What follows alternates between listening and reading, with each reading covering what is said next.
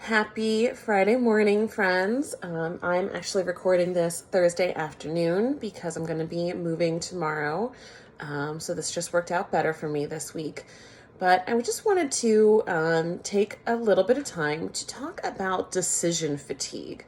I'm not really sure if it's something that you've heard a lot about. I know the term was new to me not very long ago. But I'm just going to kind of talk about how it showed up for me this week and a couple things that help me when I'm in the midst of it or help me, kind of plan ahead when I'm experiencing it. So on Monday this week, I was just really struck with how unmotivated I was to do anything, like even the things I usually enjoy. It honestly took me about half the day to even give myself permission to take the day off. But once I did, I left my work area and marched myself right up to my room. And I laid there on my bed, just relaxing and scrolling social media for a little bit. And then I eventually closed my eyes and took a nap. By the way, it turns out that my story that I can't nap during the day without having a problem at night is actually false. So, I'm just proving these stories false all over the place to myself. Anyway, once I was more rested, I started to analyze why I was feeling so drained because this was the second Monday in a row that was a real struggle for me. And I realized that I have been making a ton of decisions lately. Decisions don't have to feel bad in order to feel taxing. In fact, most of mine are not. I am continuing to open up more opportunities to help women through my business. I'm evaluating how to keep the things I need on hand while minimizing my impact on my community with limited trips to the store to help keep this virus from spreading faster.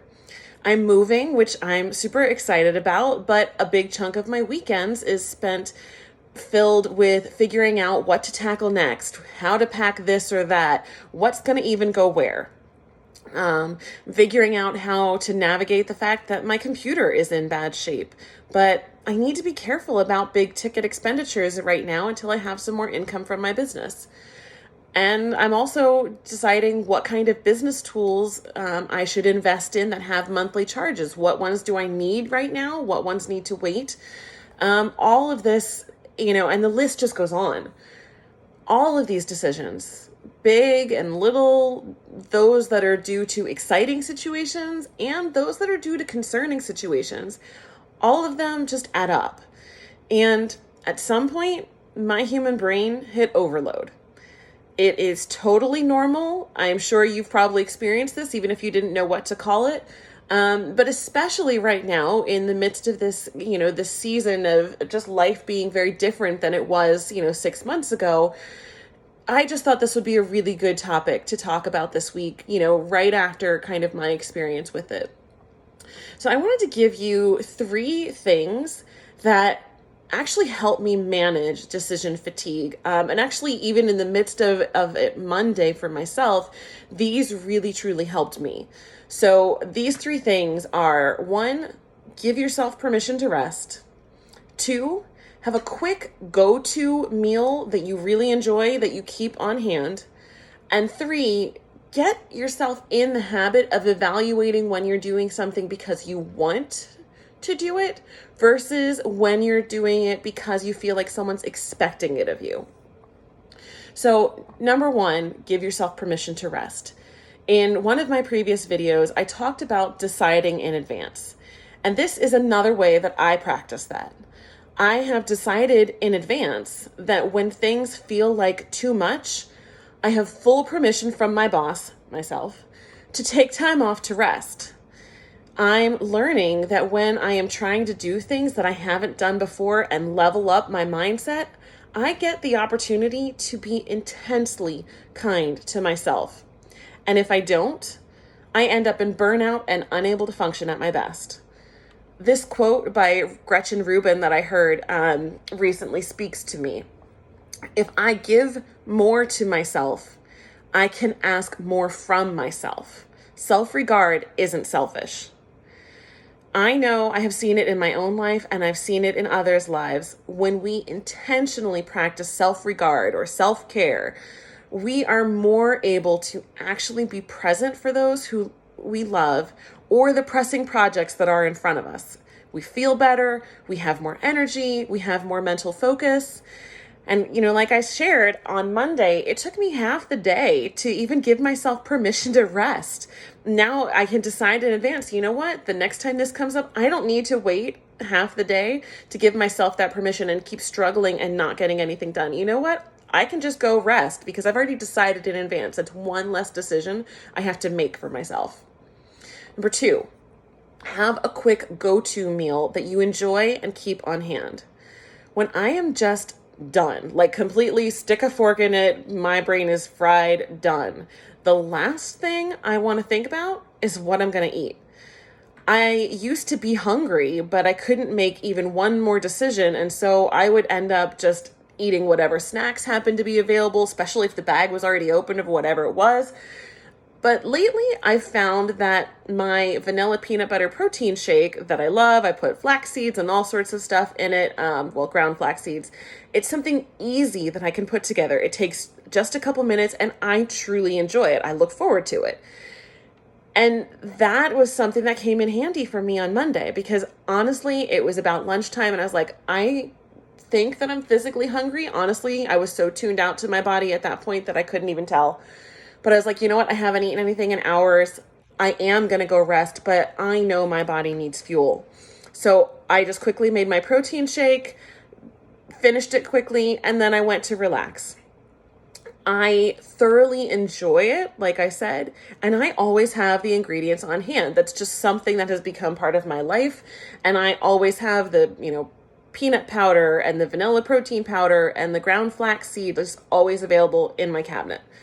So whether that's your preference or maybe it's something else for you, maybe you like eggs and veggies or chicken or burgers or chicken nuggets, whatever it is, just try to land on one meal that you really enjoy and that you can keep in stock in your home.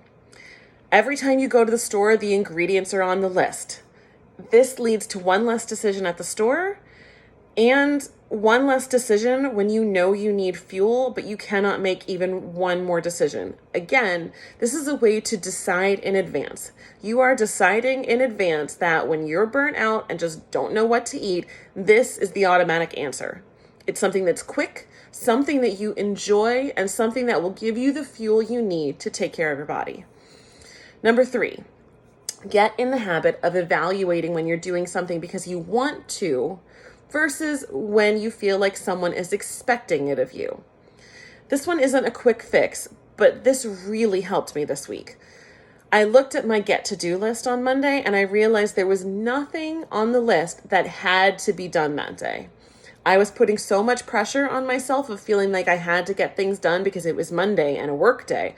But there was nothing that was a deadline. There was nothing that I had committed to that really needed to be done that day that I couldn't just set it aside and say, you know what, tomorrow. Now, I'm not saying that you just want to blow off every commitment you've ever made, but if you start really paying attention to why you're doing things, it really makes a big difference.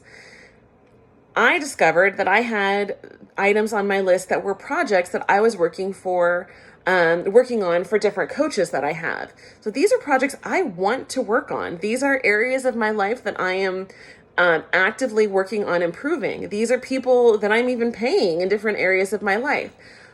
But if I took the day off and got nothing done on these projects, these coaches were not going to be upset at me. And if they were, I'm working with the wrong kind of people.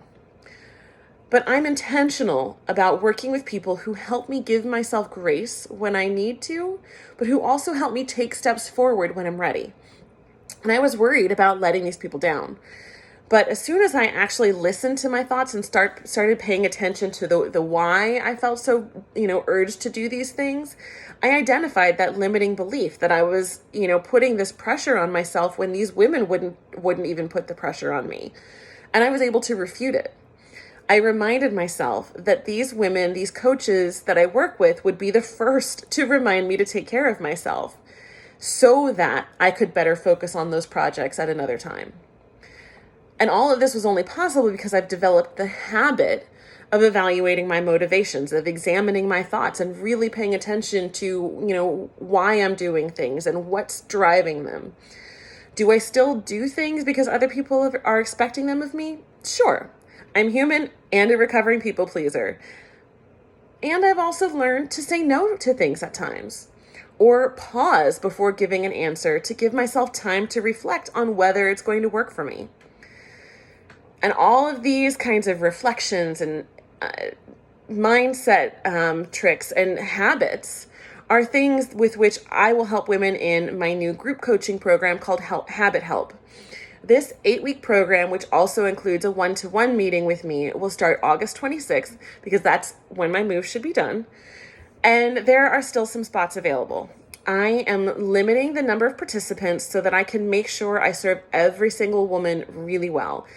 If you'd like to know more, send me a DM or you can email me at kelly@thekellyrenee.com and we can set up a call to talk.